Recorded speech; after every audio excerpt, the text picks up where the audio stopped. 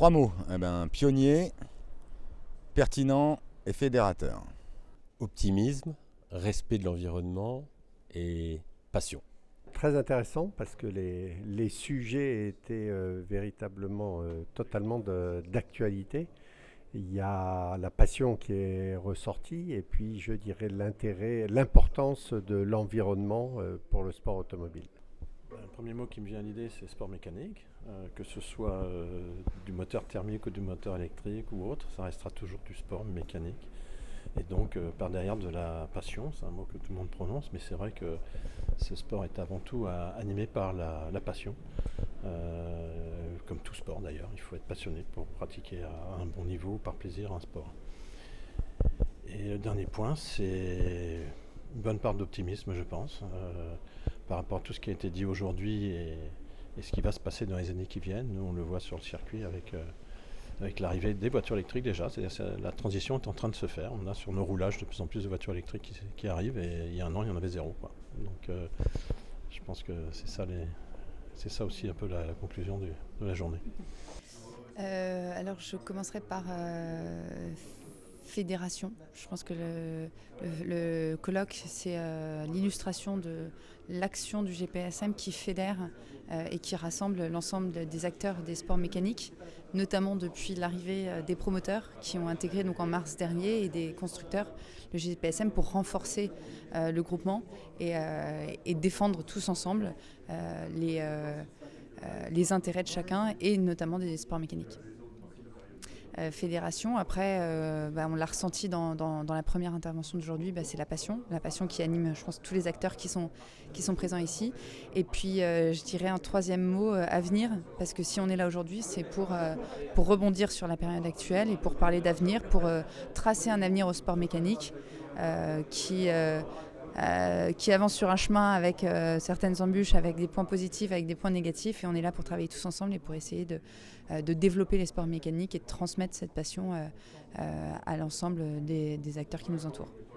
Cette journée se termine, donc ce colloque est terminé. C'était un très beau colloque et je prendrai 3 mots clés pour illustrer ce colloque. Excellence, amitié et respect, qui sont les 3 valeurs du Comité international olympique.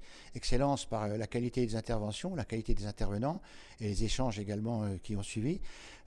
Amitié, je pense qu'on a aujourd'hui recréé une famille composé des circuits, composé des promoteurs, composé des constructeurs. C'est important qu'on se retrouve tous ensemble pour marquer ce virage important du GNKCEPA qui est devenu depuis quelques mois le GPSM. Et puis respect des uns des autres, mais aussi respect de l'environnement. On a beaucoup parlé de respect de l'environnement aujourd'hui.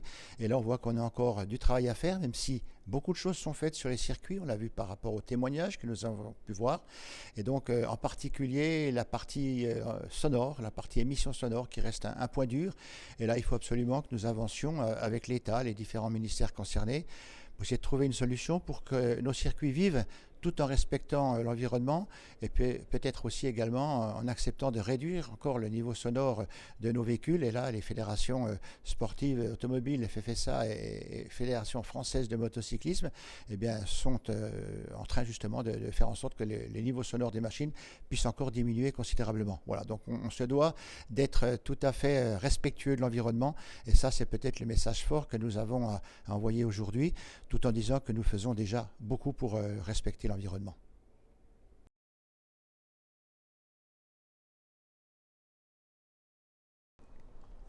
C'est qu'il faut être conscient comme le fait le GPSM aujourd'hui, des problématiques de notre activité et des enjeux de notre métier à court, moyen et long terme. Je crois que le message qu'il faut retenir, c'est qu'il faut que tout le monde travaille dans le même sens. Les fédérations, le GPSM, avec l'ensemble des représentants, pour défendre le sport automobile et montrer que le sport automobile, c'est pas juste des gens qui tourneront sur un circuit, c'est toute une économie, c'est des progrès en termes de mobilité. Il y a beaucoup de choses qui vont être développées. Le sport automobile est tout à fait compatible avec l'écologie. Moi, je voulais insister sur le lieu où nous sommes, qui est quand même symbolique. C'est normalement un lieu qui est dédié au sport olympique. Très souvent, on oppose parfois les sports mécaniques aux autres disciplines. On n'est pas effectivement une discipline olympique. on a une double identité. On a à la fois un sport, une performance de pilote, d'homme, une performance d'équipe, parce qu'il y a des équipes derrière les pilotes, et aussi une performance mécanique, puisqu'il y a un engin, une machine, une moto. Et c'est cette double identité justement qui peut parfois nous faire hésiter ou faire hésiter le public ou les institutions sur on les place où eux. Ils sont un sport ou ils sont de la technologie, de l'industrie, de l'économie. En fait, on est les deux et donc on peut à la fois donner du plaisir, de la passion aux pratiquants et en même temps on a une utilité sur tout ce qui est recherche sur la mobilité. Encore plus aujourd'hui où jusqu'à présent on travaillait sur la sécurité, sur la vitesse. Désormais on travaille sur tout ce qui est technologie verte et transition énergétique. Voilà pourquoi notre sport est intéressant. Le message, c'est que le sport automobile et l'environnement ne sont pas du tout incompatibles et je pense que c'était extrêmement intéressant à ce niveau-là aujourd'hui de découvrir tout ce qui peut être fait autour du sport automobile et comment le sport automobile peut totalement s'adapter à ce qui est demandé. Il y a beaucoup de travail, à faire, beaucoup de gens à persuader. Mais on va y arriver. On voit bien dans une journée comme aujourd'hui qu'on est tous solidaires et que tout ce grand monde est en train de s'agiter pour aller vers la mobilité propre et le sport mécanique propre. Et ça, c'est génial. Le message principal à retenir, je pense que c'est... là, on a beaucoup parlé de la situation sanitaire et de l'impact de la Covid sur les différents intervenants, organisateurs surtout, et sur les circuits. Et je pense que ce qu'il faut retenir de cette journée, c'est malgré tout, malgré ce qu'on a traversé, de prendre le positif de la crise qui est traversée, qu'on vient de traverser, pour, comme je disais tout à l'heure, mieux rebondir et savoir se transformer, savoir repenser nos organisations, repenser nos activités pour être toujours plus attractifs et pour développer la pratique des sports mécaniques.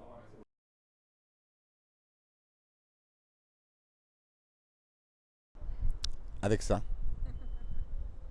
C'est une voiture zéro émission, on est dans l'actualité.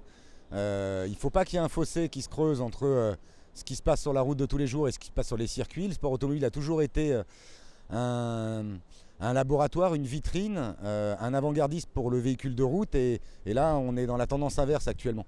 Donc moi je suis là avec Beltoisie Technologies pour accompagner et contribuer à la transition énergétique dans le sport automobile et pas seulement sur les disciplines reines mais aussi sur les autres disciplines, les disciplines qui accompagnent en levée de rideau justement ces disciplines reines. Il faut savoir que les voitures zéro émission en sport auto, il y en a moins de 100 aujourd'hui alors qu'il y a 500 000 véhicules qui roulent sur circuit.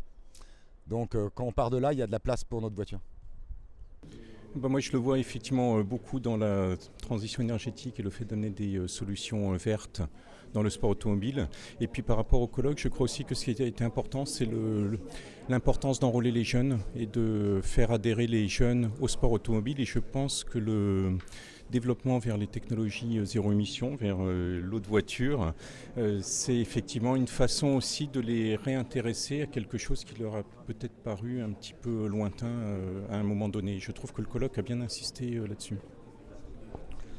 Écoutez, Bernard a bien résumé la situation. Je crois qu'il faut utiliser justement les sports mécaniques pour développer ces nouvelles technologies. Je crois que personne aujourd'hui ne discute l'urgence environnementale et encore plus la jeune génération. Donc si on veut continuer à l'attirer sur les sports mécaniques, il faut aller dans ce sens. Et voilà, aujourd'hui, les sports mécaniques doivent aller vers la mobilité décarbonée. Bon, on a passé une excellente journée entre passionnés et stakeholders du GPSM. Donc beaucoup d'animations autour du circuit, autour des rallyes en France. Bon, le sport automobile est en train de changer. On atteint un virage technologique qui va tourner vers les nouvelles énergies et donc vers l'électrification parce que le sport automobile est avant tout un laboratoire technologique pour les véhicules du futur et les véhicules du futur seront électrifiés. Donc il est vraiment important que le sport auto passe progressivement à l'électrification. Ça se fait déjà sur les gros programmes d'usine, mais bientôt tous les véhicules de série seront électrifiés. Ça va arriver dans 5 ans, 10 ans, 15 ans. Et le sport auto gardera son sens, donc il fait toujours le développement, le laboratoire technologique et la promotion des véhicules que monsieur tout le monde peut acheter. Donc ça veut dire que le futur du sport auto passera par l'électrification, mais on voit déjà qu'il y a des exemples tels que la Formule E, qui est le programme iconique du motorsport, qui montre que l'électrification, c'est toujours beaucoup d'attractivité, beaucoup d'intérêt, beaucoup d'ambiance, et puis des courses passionnantes et pleines d'émotions avec énormément de compétitivité. Donc le sport mécanique a encore un grand avenir, puis même si on est tous un peu nostalgiques du bruit des moteurs thermiques, le fait de pouvoir tirer l'automobile et toute l'industrie automobile vers l'avenir et de tirer tous ces efforts, sachant que c'est l'industrie qui en termes de protection de la planète fait le plus d'efforts, c'est aussi un grand avantage de ce sport qu'on adore. Alors, je suis très confiant et optimiste parce que je pense que dans le sport automobile, il y a le mot automobile, mais il y a aussi le mot sport. Le mot sport, ça veut dire la compétition. La compétition, ça veut dire l'émotion. L'émotion, c'est la passion. Donc je suis fondamentalement optimiste. Propre. Propre. Difficile quand même, hein, donc je reviens sur ce que je viens de dire. Mais on y croit, on y participe tous les jours sur un circuit propre, mais aussi en accueillant des voitures propres, et on était prêt à accueillir les nouvelles énergies, hein, comme je l'ai dit. On a tous des espaces prêts à accueillir. Alors ça va pas être facile, on voit qu'il y a des circuits qui n'arrivent pas à trouver l'énergie nécessaire en électricité pour pouvoir fournir ce qu'il faut aux voitures électriques, mais ça va venir. Alors on en parlera beaucoup, beaucoup cet après-midi, c'est difficile à venir. En tout cas, je suis convaincue que ça va perdurer. Je suis convaincue que ça reste quand même une des pratiques les plus importantes et une des passions les plus fortes qui animent toutes les générations. Ça a un rôle très très important, un rôle économique primordial également pour nos territoires.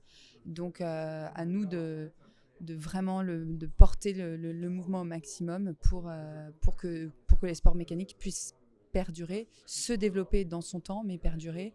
Après, quant à l'avenir, il est difficile à tracer aujourd'hui et je n'en serais pas capable. Je voudrais qu'on comprenne que l'on peut tout à fait concilier sport mécanique et respect de l'environnement, sport mécanique et jeunesse, sport mécanique et futur. Et si on travaille tous comme on est en train de le faire et qu'on prend le célèbre virage vert, eh bien je crois que l'avenir du sport mécanique est devant nous.